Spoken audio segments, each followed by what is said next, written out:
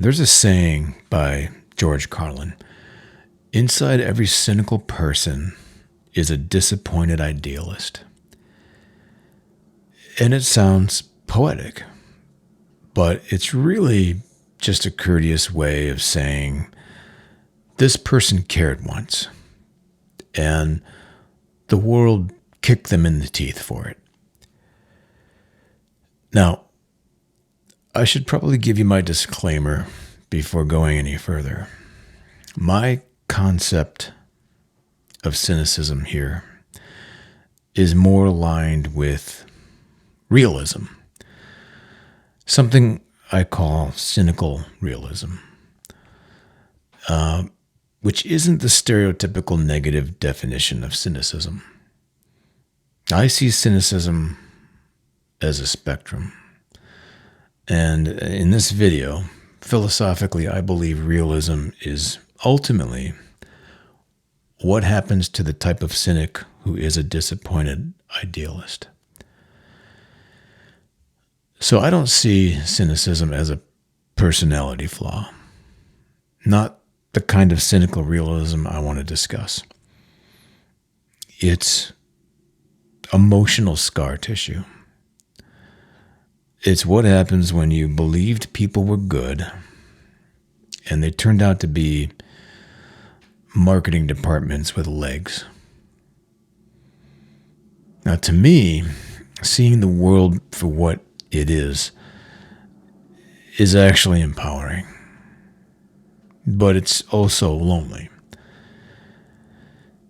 You don't feel like you woke up. You feel like you walked in on your parents faking their marriage for the tax benefits. Now, people like to think that cynics are angry and irritable, but most of us are just tired. If you know, you know.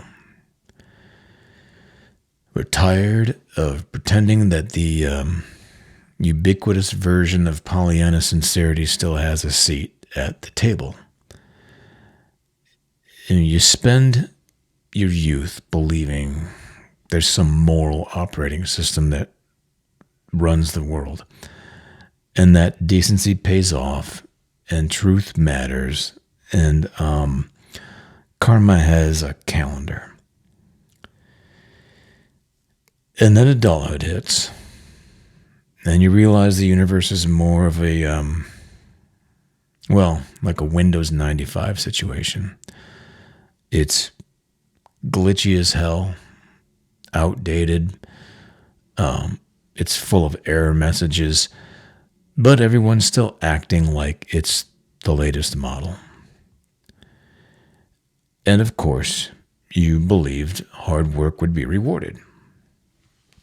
But instead, you watch the guy who spent the day forwarding memes get promoted because he just fit the culture better. And you believed love was sacred. And then you saw people treat it like a limited time offer on Tinder or whatever.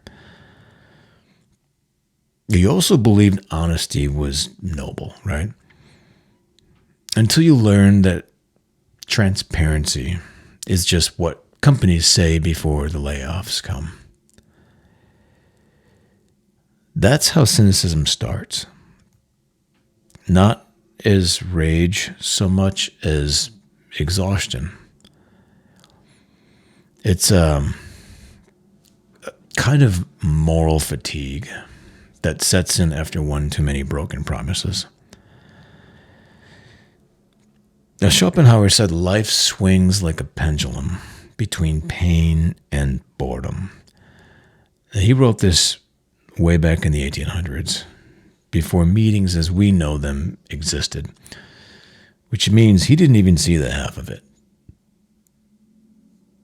And then Nietzsche came along a little later, and he pointed out that when God dies, we just replace him with self-help gurus and CEOs. So people didn't stop worshiping. They just reimagined it. So now salvation comes with a subscription fee and a motivational quote in the footer. And Camus, poor Camus, he tried to make sense of it all by saying that we should imagine Sisyphus happy, which of course sounds beautiful until you realize he's describing a man who found enlightenment while doing endless unpaid overtime. And for those who don't know, Sisyphus is that guy who is doomed to push a rock up a hill over and over again for all eternity.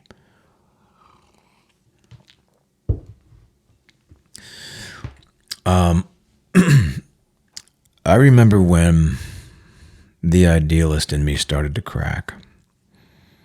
I was in my mid to late 20s, working one of my various shitty low-paying service industry jobs. Fluorescent lights, coffee that tasted like despair, coworkers who used the word synergy like it actually meant something. And my boss gave this speech about motivation, which basically meant doing the same thing but pretending you actually loved it. And then people nodded and took notes, and there was some half-hearted applause. And I realized this is what adulthood is. It's endless bullshit applause for things no one really believes. Now, that's the first real symptom of cynical realism. Clarity. You start seeing the machinery behind the smiles. And once you've seen it, well, you can't unsee it. You start noticing all the rehearsed language, the performative empathy. You notice the way every act of kindness comes with a marketing angle. And it's not necessarily that the world is evil. It's just lazy. Too lazy to be good. Too self-interested to be honest. When I was younger, I thought wisdom would make me feel competent and just somehow strong. But the truth is, awareness doesn't really feel like power. It feels more like exile. You can't join in the pep rallies anymore because you know the mascot's been laid off. And you can't chant the slogans because you can see the fine print underneath. Not to mention it's just cringy as hell. That's what it means to be a cynic. You stop being able to participate in the endless delusion that keeps everyone else in their comfort zone. And you start laughing instead. And not because it's actually funny, but because it's just too absurd not to. The thing about seeing the world with clarity is that it ruins your social life. Not that you had much of one to begin with. Well, I didn't, anyway.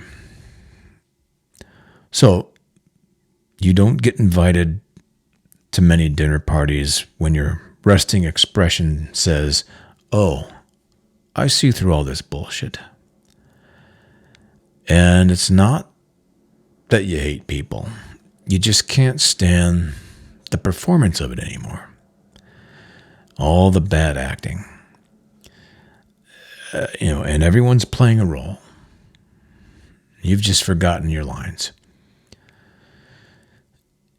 You sit in a room full of people talking about, I don't know, goals and 5-year plans or whatever, and you're the only one wondering what any of it's actually for or why it even matters.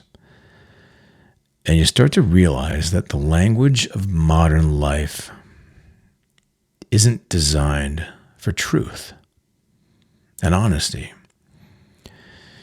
It's designed for plausible deniability. Most people aren't trying to find meaning. They're just trying to find distraction, which is plentiful nowadays. Something just respectable enough to make their avoidance look productive.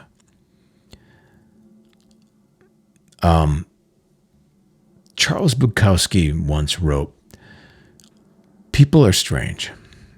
They are constantly angered by trivial things, but on a major matter like totally wasting their lives, they hardly seem to notice." Now, that's the root of cynicism. It's not bitterness, but observation fatigue. Watching people lose their souls politely, one direct deposit at a time. So you start feeling like you're on a different frequency altogether. You're tuned into a station where the static actually makes some sense somehow. And you see how easily people trade their integrity for comfort. How every so-called dream job comes with a built-in muzzle. How a modern community is too often just a focus group in disguise. And the irony is that once you stop pretending, you become the dishonest one. Now, people say stuff like, "Oh, you've changed," when what they really mean is you've stopped lying with us. Cynicism is lonely because it's a kind of sobriety. Everyone else is drunk on false hope or high on faux self-improvement, hallucinating meaning in things that are clearly shallow. And you're the one standing in the middle of the party, like an idiot with a glass of water and a somewhat confused expression, whispering, "You guys know this isn't real, right?" And that's the moment when they start calling you negative, as if noticing the fire makes you responsible for it. And if you say something honest, people act like you farted at a funeral. They don't get that cynicism, it isn't about despair. It's about accuracy and perspective. You're not trying to ruin the mood, of course. You're just refusing to contribute to the delusion. And unfortunately, there's a price to pay for that. Kurt Vonnegut said, "The insane, on occasion, are not without their charms." And well, maybe that's why Cynic seems so unhinged to everyone else, because sanity in this world requires a certain level of delusion. Pretend long enough, and you start mistaking denial for optimism. But there's a strange comfort in being the one who sees. It's not happiness exactly. It's more like relief. You realize that Everyone's selling something, even if it's just an image of themselves. And when you finally stop buying, you're free. But it's a quiet kind of freedom, the kind that doesn't come with a refund.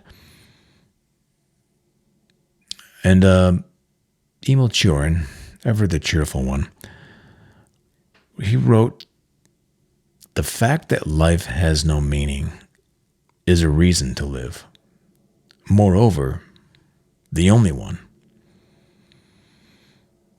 That's the cruel beauty of disillusionment, because once you've stripped the world of meaning, you're free to live without apology. You stop looking for purpose and you start noticing the absurd poetry in just surviving it. Because the cynic isn't really dead inside. They're just tired. They're the emotional equivalent of a burned out star. Still glowing, but only because they once burned a little too brightly. And the loneliness doesn't come from lack of company. It comes from a lack of honesty. You can be surrounded by people and still feel like a ghost at your own funeral. You talk, but no one's really listening. They're just waiting for their turn to recite the next line from their script. And the more you see, the less you want to participate. You can't unhear the gears grinding behind the curtain. And you can't laugh at the jokes once you realize they're just part of the distraction. So you become quiet. And if you're an introvert, all of this is even more pronounced. I would say not bitter quiet, though. Just tired quiet. You develop that faint half smile that says, yeah, I've been paying attention. And people mistake it for arrogance when really it's just resignation.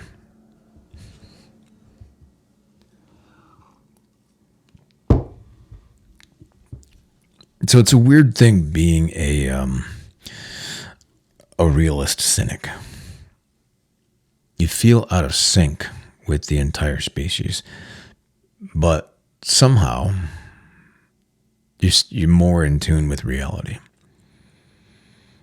Like you're the only sober one in a world drunk on its own reflection. And you learn to keep your insights to yourself because people don't actually want any truth. They just want reassurance. They want the illusion that the system still works, that love is forever, that happiness is a goal instead of an accident, and that they have control over everything. And you poor bastard, you still want to believe it too. But once your eyes adjust to the light, the old illusions just stop fitting. And that's the part that no one tells you about waking up. You don't feel particularly enlightened. You just feel homesick. And you miss the old, comfortable ignorance. You know, the blissful ignorance, the blissful haze of believing in things. And you miss being part of the chorus, even if the song was stupid. You miss the comfort of not knowing any better. Because once you see the cracks in everything, it's hard not to stare. And after a while, the silence of knowing becomes its own kind of noise. I think the loneliest part about seeing the world clearly is realizing how few people actually want to. You'd think seeing truth would bring people together. Like, hey, we all notice the emperor's naked, right? But no. Most people will just tell you to stop staring, or worse, accuse you of being the problem for pointing it out. And, once you stop believing the collective fairy tales, you lose your citizenship in polite society. You can't unsee the advertising or the performance or the psychological manipulation dressed up as meaning.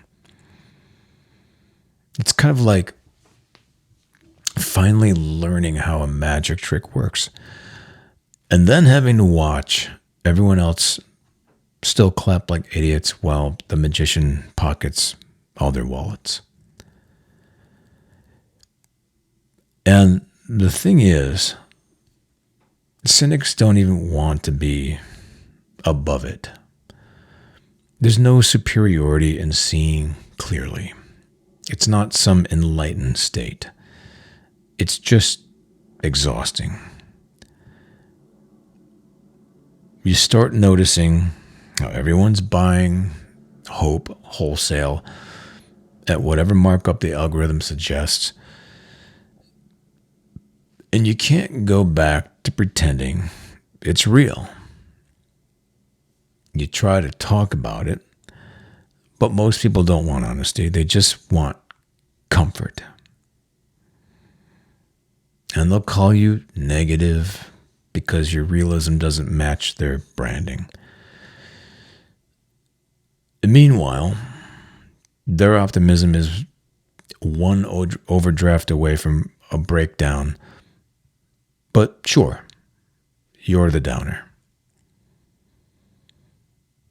So it's lonely because there's no applause for realism. There's no social reward for saying, actually, everything's kind of bullshit, but I'm managing. You don't get invited to brunch or whatever for that. You just sit there, surrounded by people discussing how gratitude journaling changed their vibration, and then you think, maybe the apocalypse wouldn't be so bad.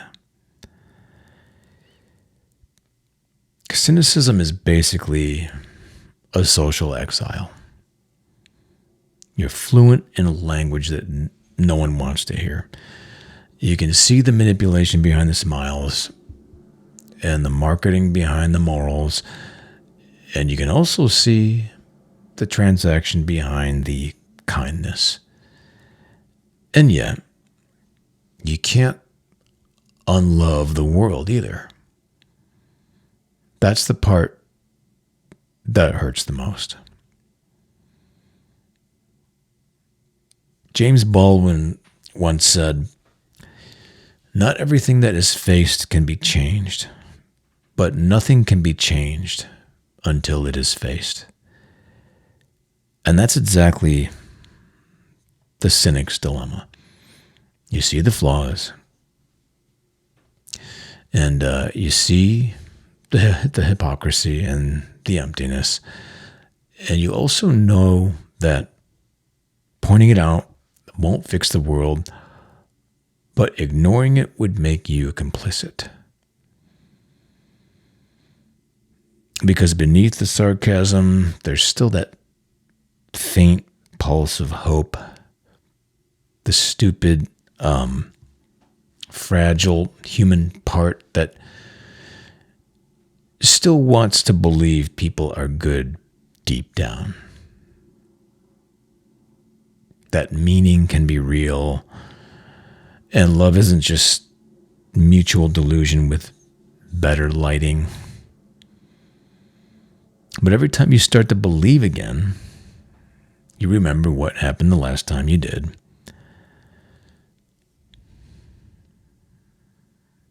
Look, the world doesn't really like cynics, or at least a large part of it doesn't. And it never has. Because cynics don't participate in the illusion. They're basically nonconformists. They won't clap at the ceremonial applause. They won't recite the slogans or pretend the latest motivational Instagram post solves structural collapse. And that's threatening to some people. Society doesn't see a realist. It sees a problem. And the cynic is the unwelcome mirror. And mirrors, as we all know, tend to shatter fragile egos. So you've probably heard phrases like, oh, you're too negative. You need to focus on the positive. Stop overthinking. Which translates to, stop noticing the cracks in the wallpaper. Stop questioning the play.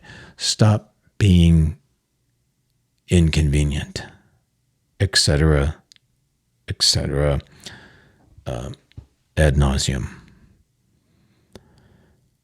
This is modern gaslighting in its purest form. It's not the dramatic or malicious kind you read about in self-help books, but the quiet social enforcement of the grand illusion. And you're told that your observations are a character flaw. And if you disagree, you're branded as a dirty little pessimist, a buzzkill, or worse, some kind of failure. Now, the optimists, or at least the ones performing optimism well enough, they get the trophies.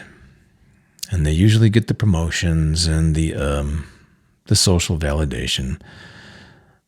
But you, well, you get a sideways glance and a considerate nod, and you get the subtle assumption that you're the problem. I mean, it's absurd when you think about it. Society seems to be terrified of people who notice reality. And by and large, we celebrate ignorance and we reward naivete. We market happiness like it's a product that you can just swipe for. And meanwhile, the people who see clearly, the realists, the skeptics, the cynics, they get told that they're ungrateful or just plain difficult. I like to see realist cynics as awkwardly, existentially charming. We're the ones, I guess we're the only ones laughing at the absurdity while most folks are still pretending the emperor is fully dressed. The modern world has turned optimism into a religion, which in my book means it's a form of toxic positivity. It's a constant performative faith gaslighting you into submission. And cynics, we're the heretics. We don't kneel. We don't chant, nor do we accept the miracles on display. We ask questions, and we notice the cracks, and we don't care how ugly or dark the reality beyond the illusion appears. And sometimes we laugh or cringe a little inside at how everyone else is still paying tithes to the illusion. Because in this world, that rewards delusion. Clarity is like a radical act. So cynicism or cynical realism just gets a bad rap. People call it defeatism or bitterness. And they see the cynic and assume they've lost all hope, that they've stopped caring about anything. But that's the big misunderstanding, because cynicism is not the absence of hope. It's a refined form of realism. It's the recognition that the world doesn't care about your narrative arc or your carefully curated positive vibes. Cynicism is a reaction. It's a defensive reflex against the constant parade of toxic positivity, the constant pressure to feel grateful, to smile, to visualize success while everything around you collapses in slow motion. And it's a refusal to participate in the lie that everything is fine when it isn't. So in this sense, cynics are like rebels, though placid ones. We're not tearing the world down for sport. We're observing it honestly. And in that honesty, we find clarity. And sometimes freedom. Liberation. And we know that pretending everything is perfect doesn't fix a damn thing. We see the cracks in the system, the hypocrisy in the institutions. We see the absurdity in the human rituals, and we survive anyway. And we survive by acknowledging the truth and refusing to lie to ourselves about it, however painful the consequences. And there's a strange kind of dignity in this. A cynic walks through life without illusions and without sugarcoating, without expecting the world to suddenly honor and reward your optimism. We don't get awards or any applause, but we do get the peace of knowing we are awake on a certain level. And in this world where delusion is rewarded, that's something. And it can be lonely, yes. And sometimes it is bitter, yes. But cynical realism, at its core, it's not despair. Those are very different things.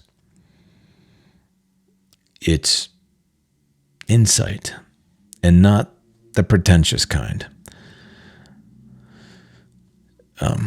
Simply put, it's the courage to see clearly and keep living anyway. Keep going. I mean, look at it like realism with with a side of dark humor. It's a way of existing without the pretense that everything will eventually work out. And in this way, I think it helps us appreciate the present moment much more, because we tend to have a deeper understanding that all we really have is now. So there's this hidden truth under every cynic is a disappointed idealist, yes. But that cynic also carries the rarest gift in the modern world, which is the ability to face reality and just not flinch. And sometimes in that defiance, there's something almost beautiful happening. Because laughing at the absurdity doesn't have to mean giving up. It means surviving and even, dare I say, thriving on a certain level.